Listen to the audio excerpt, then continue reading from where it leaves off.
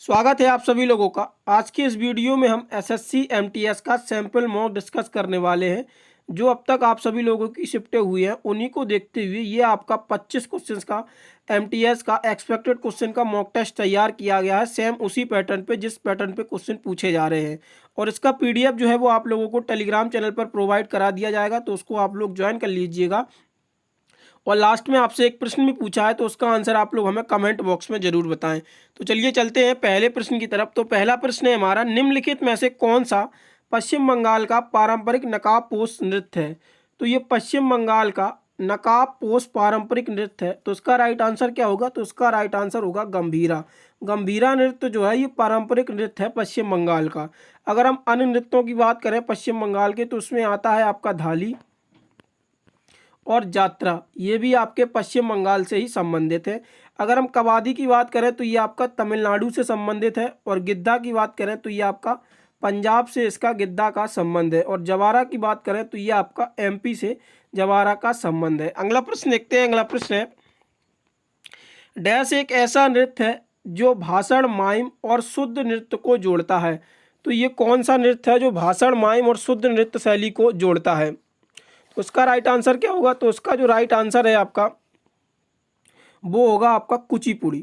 कुचिपुड़ी ऐसा नृत्य है जो भाषण, माइम और शुद्ध नृत्य शैली को यहाँ पे जोड़ता है। अगर हम कुचिपुड़ी में कुछ फेमस कलाकारों की बात करें जो नृत्य से संबंधित है, तो उसमें सबसे पहले नाम आता है किसका?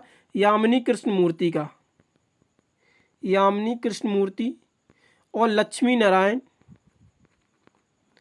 यामिनी कृष्णमूर्ति, लक्ष्मी नारायण, अर्पणा सतीशन। अर्पणा सतीशन और राधा रेड्डी, राजा रेड्डी और स्वप्न सुंदरी, और जितने भी रेड्डी नाम आए तो वो सारे के सारे कुचिपुड़ी से ही संबंधित हैं। और स्वप्न सुंदरी जो है वो भी कुचिपुड़ी से संबंधित है। अगला प्रश्न देखते हैं। अगला प्रश्न है, यहाँ पे आप लोगों को बता दें जो हमारी स्टैटिक जीके की बुक है, टॉप 50 इसमें स्टैटिक जीके के टॉपिक कवर किए गए हैं जो आपके अक्सर एग्जाम्स में टॉपिक पूछे जाते हैं स्टैटिक जीके से संबंधित। वो इस ई बुक में सारे के सारे 50+ टॉपिक कवर किए गए हैं जो आपके रेलवे और ग्रुप डी एसएससी के सारे एग्जाम्स के लिए इम्पोर्टेंट है। अगर आपने अभी तक ये इस ई बुक को नहीं लिया है तो आप लोग इसको परचेज़ कर सकते हैं। इसका प्राइस जो है वो मात्र 49 रुपये रखा गया है। ये बेस्ट ई बुक होगी आपके एग्जाम्स में स्टैटिक जीके सेक्शन में स्कोर बूस्टअप करने के लिए। इसका लिंक आप लोगों को डिस्क्रिप्शन में मिल जाएगा, तो आप वहां से इसको बाई कर सकते हैं। इसका प्राइस जो है वो 49 रुपये है।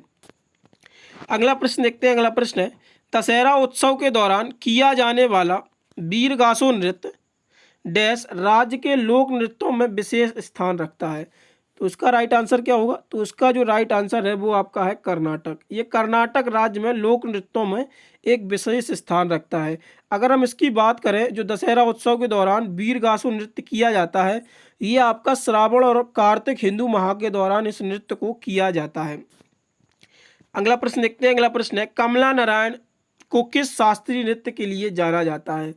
कमला नारायण का किस शास्त्रीय नृत्य से संबंध है? तो उसका राइट आंसर क्या होगा? तो उसका राइट आंसर होगा भरतनाट्यम। और भरतनाट्यम से अगर हम इम्पोर्टेंट नाम की बात करें तो आता है बाला सरस्वती का, बाला सरस्वती, सीवी चंद्रशेखर, सीवी चंद्रशेखर और संयुक्ता पाणिग्री। ये इंपॉर्टेंट नाम है आपके भरतनाट्यम से। संयुक्ता पाणिग्री ये भी आपका भरतनाट्यम से संबंधित नाम है। अगला प्रश्न देखते हैं। अगला प्रश्न है, सुंदरम बालचंद्रन डैश वादन के लिए प्रसिद्ध है। तो सुंदरम बालचंद्रन जो है इनका किस वाद्य यंत्र से संबंध है? तो उसका राइट आंसर क्या होगा? तो जो इसका राइट आंसर है वो है आपका वीणा। सुंदरम बालचंद्रन का जो संबंध है वो वीणा से संबंध है इनका। और सुंदरम बालचंद्रन वीणा के साथ साथ ये एक फिल्म निर्माता भी है। और इन्होंने 1982 में पद्म भूषण भी प्राप्त किया हुआ है। इनको 1982 में पद्म भूषण प्राप्त हुआ था। अगला प्रश्न देखते हैं। अगला प्रश्न है, 2010 में डैनी बॉयल की फिल्म स्लम डॉग मिलियनेयर के लिए किस भारतीय संगीतकार को 2 बार ग्रैमी पुरस्कार मिला?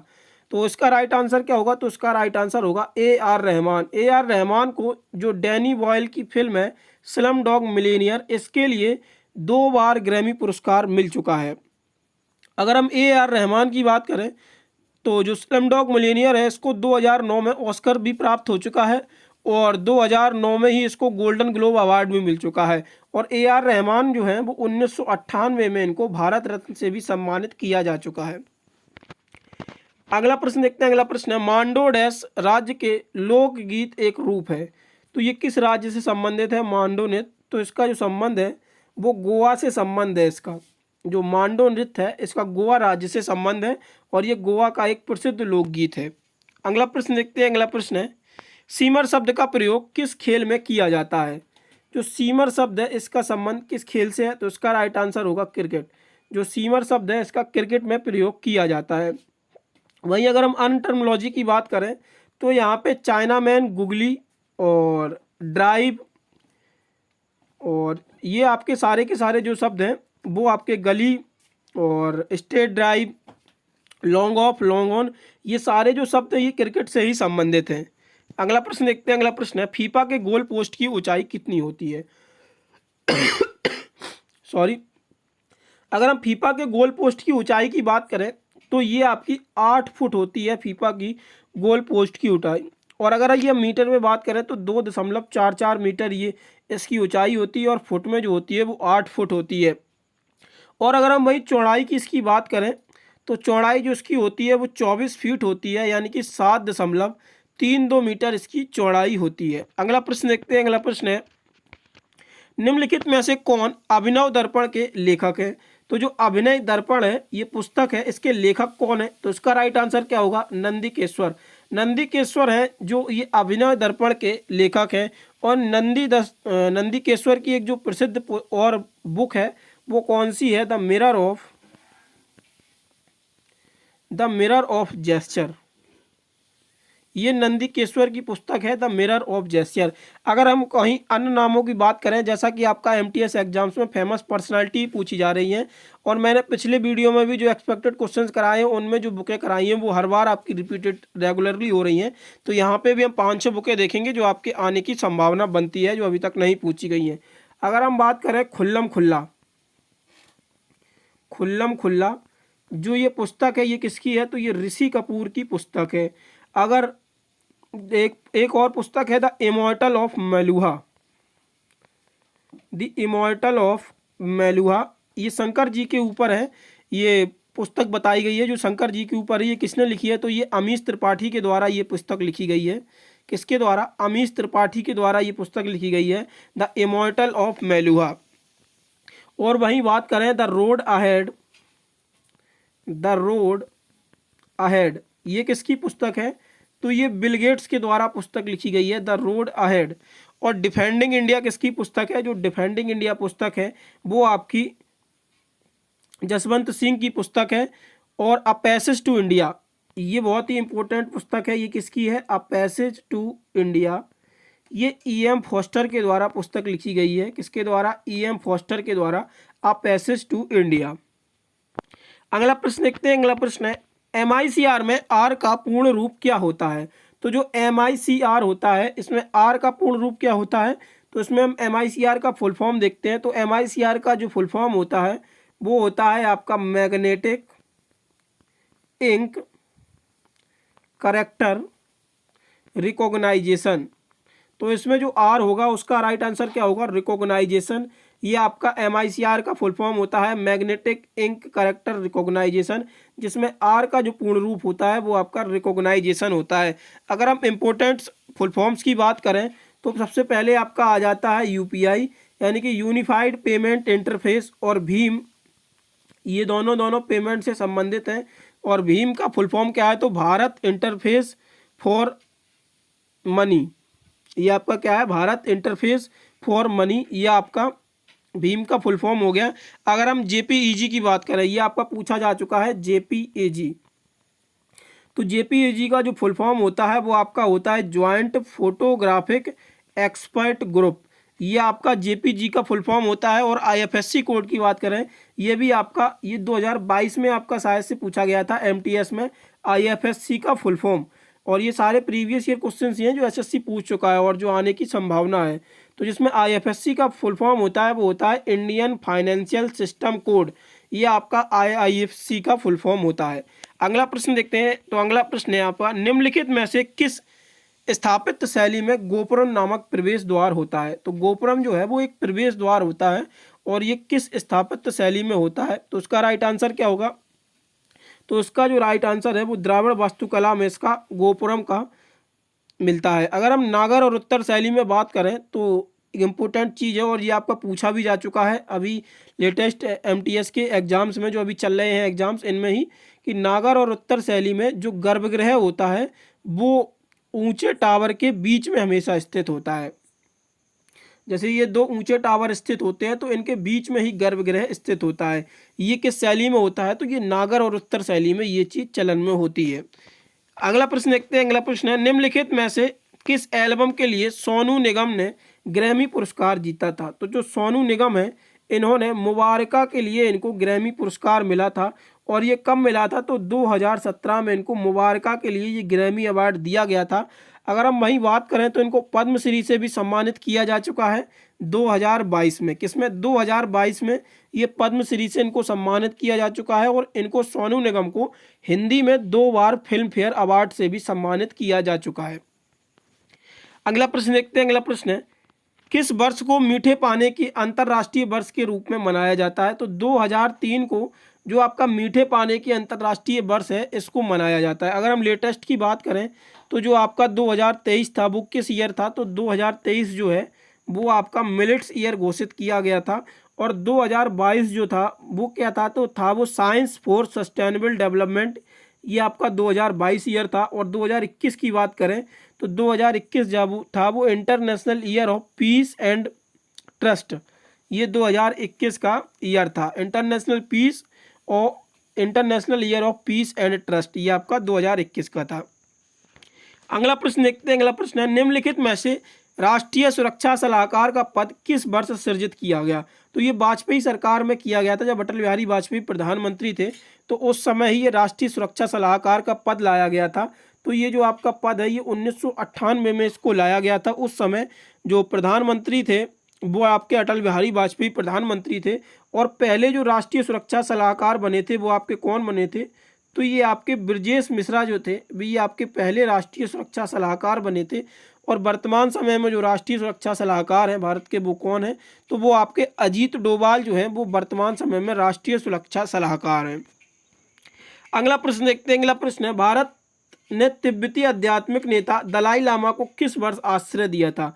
तो दलाई लामा को भारत में किस वर्ष आश्रय दिया गया था। तो ये उनको 1959 में दलाई लामा को भारत में आश्रय दिया गया था।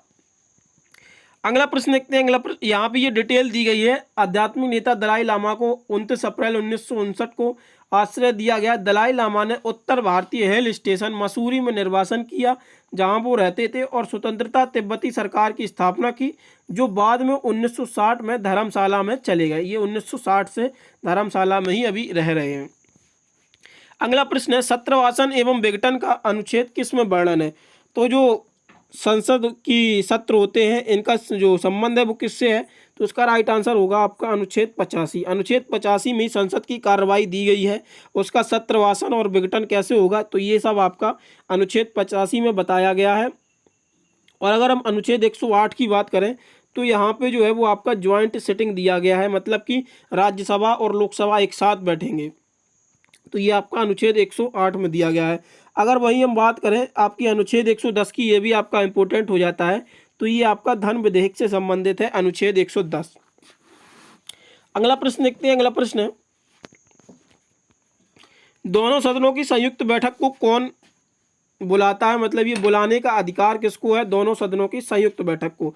मैंने अभी आपको बताया संयुक्त बैठक जो है वो आर्टिकल 108 में वर्णित है और ये संयुक्त बैठक बुलाने का अधिकार किसको है। तो ये राष्ट्रपति इसको संयुक्त बैठक को बुला सकता है, लेकिन जो इसकी अध्यक्षता करता है वो कौन करता है। तो जो लोकसभा अध्यक्ष होता है वो संयुक्त बैठक की अध्यक्षता करता है और राष्ट्रपति के द्वारा इसको बुलाया जाता है।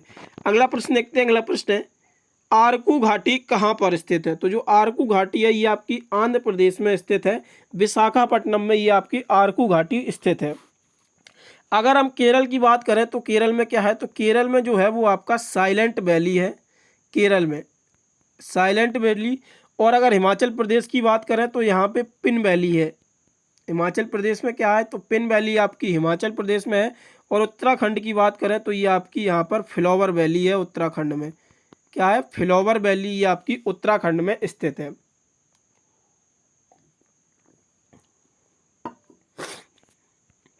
अगला प्रश्न देखते हैं। अगला प्रश्न है, इनमें से कौन सी रबी फसल नहीं है। तो इसको बहुत ध्यान से देखिएगा आप लोग, ये प्रश्न पूछा गया है, इनमें से कौन सी आपकी रबी फसल नहीं है। तो अगर हम रबी फसलों की बात करें तो रबी फसल जो है वो आपकी सर्दियों के समय बोई जाती है। तो इसका बोने का समय होता है वो अक्टूबर से नवंबर, जो अभी समय चल रहा है इसका बोने का समय होता है। अगर आप लोगों को इसमें कन्फ्यूजन होती है तो आप रबी को ऐसे याद रख सकते हैं, रबी को रजाई से याद रख सकते हैं। जैसे रबी फसल है तो इसको हम रजाई से ट्रांसलेट कर सकते हैं। तो रजाई की ज़रूरत कब पड़ती है, तो सर्दियों में रजाई की ज़रूरत पड़ती है। तो और ये सर्दियों के समय की ही फसल है। तो इनमें से कौन सी रबी फसल नहीं है, तो यहाँ पे ये आपको बताना है। तो मटर हो गया, गेहूं हो गया और आलू हो गया, ये आपकी तीनों की तीनों रबी फसल है। लेकिन गन्ना जो है वो आपकी खरीफ फसल है। गन्ना कौन सी है, तो ये आपका गन्ना जो है वो आपका खरीफ फसल है।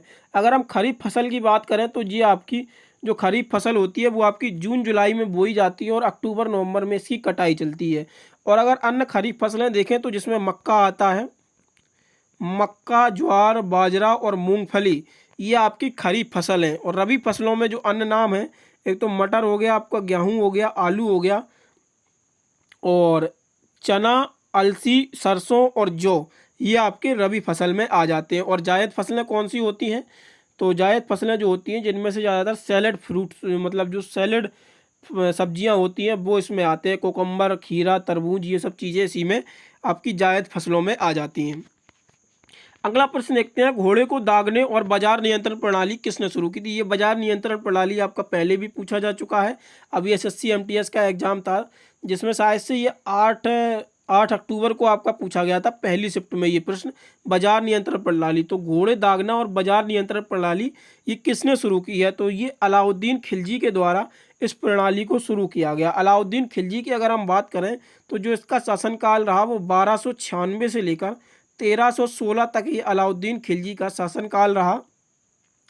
और इसने सैनिकों का हुलिया भी स्टार्ट कराया, मतलब सैनिकों का हुलिया लिखना तब से ही यह चल रहा ये प्रचलन कि सैनिक जैसे मर जाते थे तो उनको ढूंढने में बहुत परेशानी होती। तो इन्होंने सैनिकों का हुलिया लिखवाना शुरू किया और एकता प्रथा को इसने ख़त्म किया। और अगर हम अलाउद्दीन खिलजी के निर्माण कार्य देखें तो इसने हौज